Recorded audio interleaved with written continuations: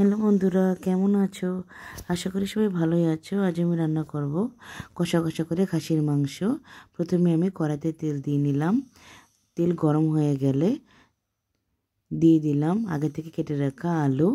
দিয়ে দিলাম এর মধ্যে অল্প পরিমাণ নুন এবং হলুদ।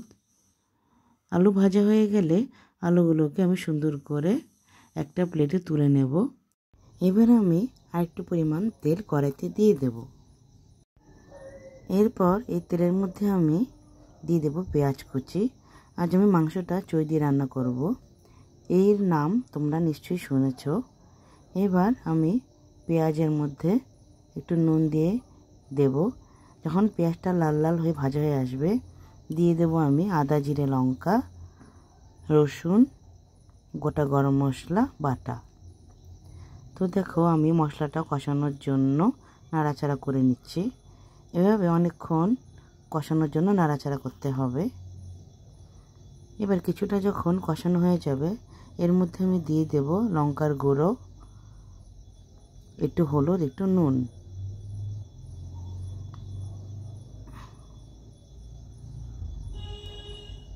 আবারও কিছুক্ষণ আমার নাড়াচাড়া করতে হবে মশলাটা কষানোর জন্য। এবার মশলাটা কষানো হয়ে গেলে দিয়ে দেব কেটে রাখা মাংস। এবার মশলা মাংস সব একসঙ্গে আবারও নাড়াচাড়া করে আমি ঢাকা দিয়ে রাখব। এবার ঢাকনা সরিয়ে নিয়ে আবারও মাংসটা কষাবো। খাসির মাংস কষানোর উপরে নির্ভর করে, যত বেশি কষানো হবে মাংস খেতে ততই টেস্ট লাগবে। এবার আমি এর মধ্যে দিয়ে দেব মশলা, যে জলটা ছিল পেস্ট করা, সেই জলটা দিয়ে আবার নাড়াচাড়া কিছুক্ষণ করতে হবে। আমি রান্না করতে করতে এক পাশে একটু গরম জল করে নিয়েছিলাম। গরম জল করে এর মধ্যে দিয়ে দেব। এবার দেখো আর একটু নাড়াচাড়া করে নিচ্ছি। এভাবে কিছুক্ষণ নাড়াচাড়া করার পর আমি এর মধ্যে ভেজে রাখা আলুগুলোকে দিয়ে দেব।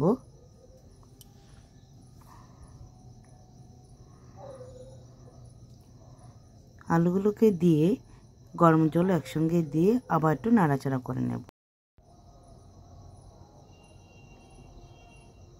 এবার কিছুক্ষণ এভাবে রেখে দেব সিদ্ধ হওয়ার জন্য।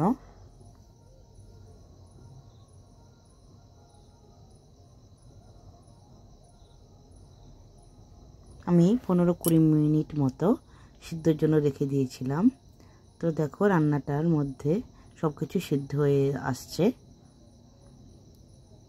রান্নাটা প্রায় হয়েও গেছে। তো আমার রান্নাটা যদি তোমাদের ভালো লেগে থাকে তাহলে লাইক শেয়ার কমেন্ট করবে। তাহলে পরের ভিডিওতে আবার আসবো তোমাদের সঙ্গে গল্প করার জন্য। দেখেছো কি সুন্দর করে সার্ভ করেছি। তাহলে আজকে রাখি, বাই বাই।